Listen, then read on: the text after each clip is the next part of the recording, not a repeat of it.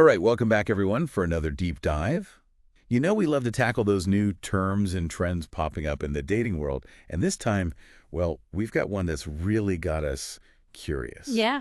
You sent this in the floodlighting dating trend. hmm And just from those three words, well, we got to try to figure out what this floodlighting thing could actually mean for relationships.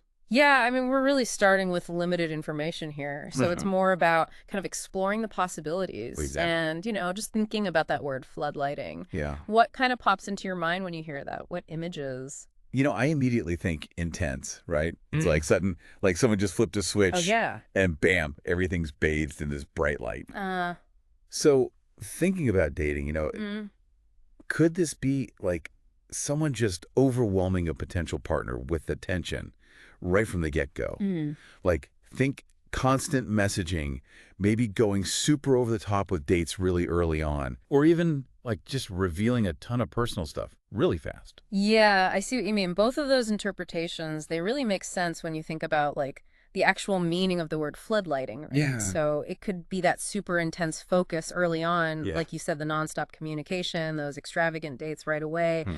or yeah, like that really rapid unveiling of kind of their inner world. Exactly. Exactly. And what's interesting to me is how open to interpretation this seems to be, at least at this point. Yeah, totally. We're kind of working with a blank slate here. Right. And it makes you wonder, like, why are we seeing something like this popping up now? Yeah. Like what's changed in how we connect with each other that might be leading to this whole floodlighting idea? Right. If we think about that intense early attention, maybe it's a reaction to, all the advice out there about taking things slow in dating.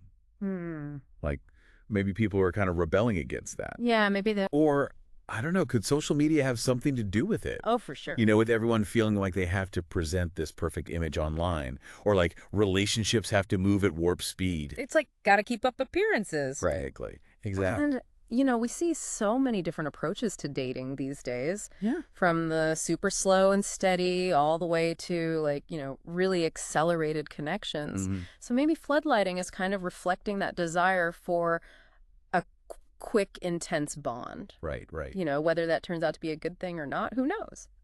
Yeah, and it's interesting because that initial intense focus Yeah. kind of reminds me of love bombing a little bit. Oh, I see what you're saying. But maybe without all the negative stuff that usually comes with that term. Hmm. Like, could floodlighting be a more neutral way of looking at similar behaviors? Yeah. Interesting. Or even potentially a positive thing? Yeah, that's a really good point.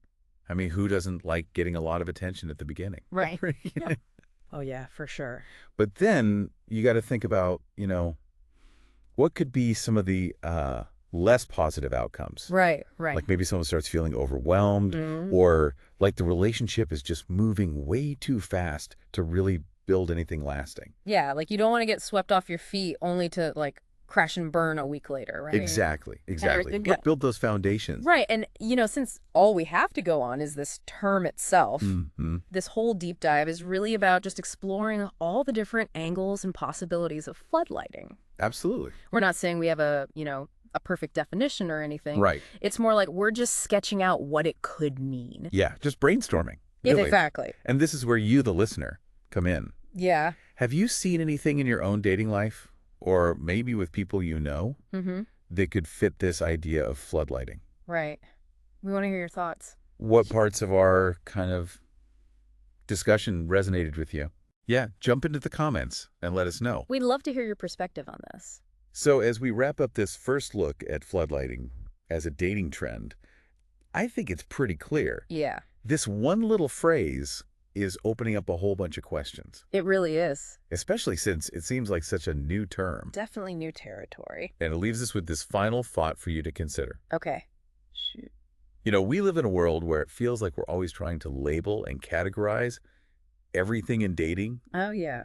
with new terms and trends popping up all the time. All the time. But underneath all those labels, Yeah. what are those basic human needs that we're really all searching for? Right. Like, what's driving all of this? That need for connection, for intimacy, for really understanding each other. I think that's a crucial point. Yeah, and maybe, just maybe, Uh-huh. focusing on those core desires is actually more important than getting caught up in all the latest terminology. I think you might be right about that. Food for thought. Definitely food for thought. So keep those conversations going. Keep thinking about these things, and we'll catch you in the next deep dive. See you then.